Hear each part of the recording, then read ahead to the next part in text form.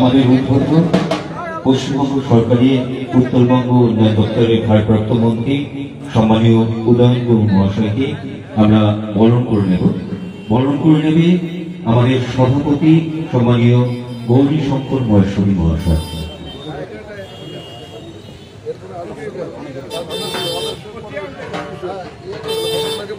গোপালনগর দক্ষিণাংশ দুর্গোৎসব কমিটির সম্মানীয় সভাপতি গৌরী শঙ্কর মহেশ্বরী মহাশয় বরণ করে নিচ্ছেন পশ্চিমবঙ্গ সরকারের উত্তরবঙ্গ উন্নয়ন দপ্তরের ভারপ্রাপ্ত মন্ত্রী আমাদের উদ্বোধক সম্মানীয় উদয়ন গুরু মহাশয়কে। আমরা উত্তরীয় পুষ্পস্তবক এবং ব্যাস করিয়ে বরণ করে নিচ্ছি আমাদের উদ্বোধককে।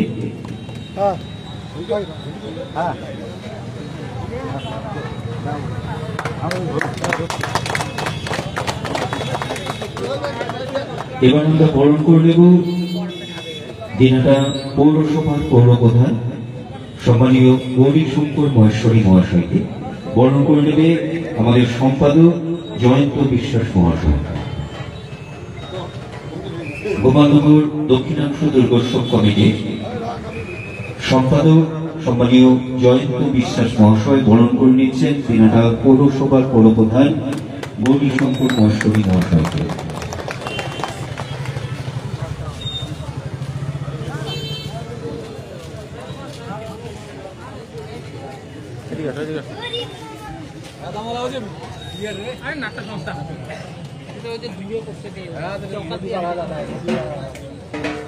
এখন কোথায় আমরা বরণ করে নেব দিনাটা পৌরসভার উপপৌরপ্রধান সম্মানীয় হাবিব শাহ চৌধুরী মহাশয়কে।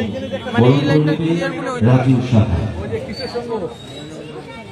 আমরা বরণ করে নেব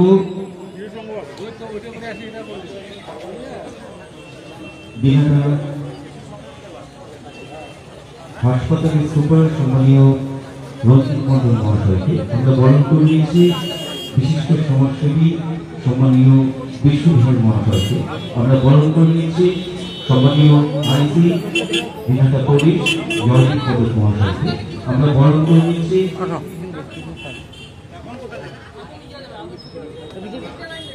বিশিষ্ট সমাজসেবী সম্মানীয় দীপক ভট্টাচার্য মহাশয়। দিনহাটার যেসব পুজো প্যান্ডেল রয়েছে সেই পুজো প্যান্ডেলের মধ্যে এক একটা কিন্তু এক এক রকমভাবে তাদের নিজেদের মতো করে অনেক সুন্দর তৈরি করেছে। তার মধ্যে কিন্তু অন্যতম রয়েছে দিনহাটা গোপালনগর দক্ষিণাংশ এই পুজো প্যান্ডেল। তাদের থিম রয়েছে আদিবাসী, অর্থাৎ আদিবাসী জনজাতি যারা রয়েছে তাদেরকে নিয়েই এবছর তাদের থিম রয়েছে এবং সেই থিম তারা কিন্তু এবং মাছ তারা কীভাবে করে আদিবাসী জনজাতি রয়েছে তাদের যেসব দেখতে কেমন হয় সেই সব নিয়েই এবং তাদের যে জনজাতি এবং তারা কীভাবে রয়েছে। আপনাদের একটা জিনিস দেখায় যে এই যে বলবো সংকুচিত নারকেলের রয়েছে সেই দিয়ে কিন্তু তারা দৃষ্টিনন্দন এবং সেটা কিন্তু তারা কিন্তু ফুটে তুলেছে। এই যে আপনাদের বিভিন্ন কিন্তু প্যান্ডেলগুলো কিন্তু গোপালনগর কিন্তু সাধারণ মানুষের দেখতে পারবেন দিনহাটা গোপালনগর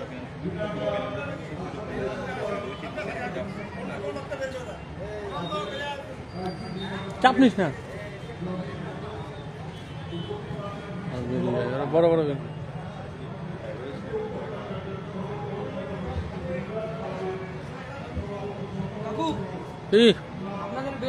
হ্যাঁ শুনছি শুনছি শুনছি কথা কম কা।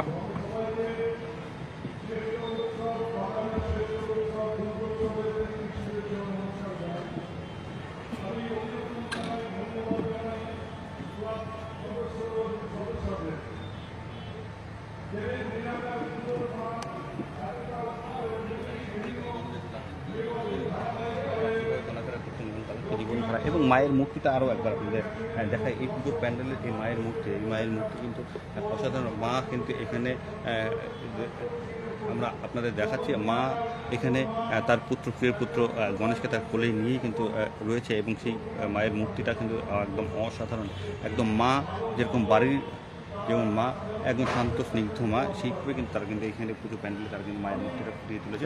আমরা সরাসরি রয়েছি দিনহাটা গোপালনগর দক্ষিণাংশ পুজো প্যান্ডেল, আমরা সরাসরি রয়েছি এবং সেখান থেকে আমরা দেখাচ্ছি এই পুজো প্যান্ডেল আর কিছুদিনের মধ্যে সাধারণ দর্শনার্থীদের জন্য খুলে দেওয়া হবে। তার আগে এই পুজো প্যান্ডেল আপনার ওখানে দেখাচ্ছিলাম। আপনার সঙ্গে থাকুন, দেখুন যে দীর্ঘ পুজো প্যান্ডেল থেকে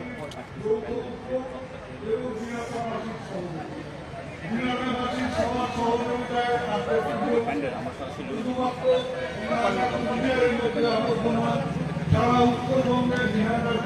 দীর্ঘটা হচ্ছে পুজো প্যান্ডেল। আমরা দেখাবো বিভিন্ন পুজো প্যান্ডেল যেগুলো রয়েছে সেই পুজো প্যান্ডেল আমরা রয়েছে পুজো প্যান্ডেল আমরা বক্তব্য শুনে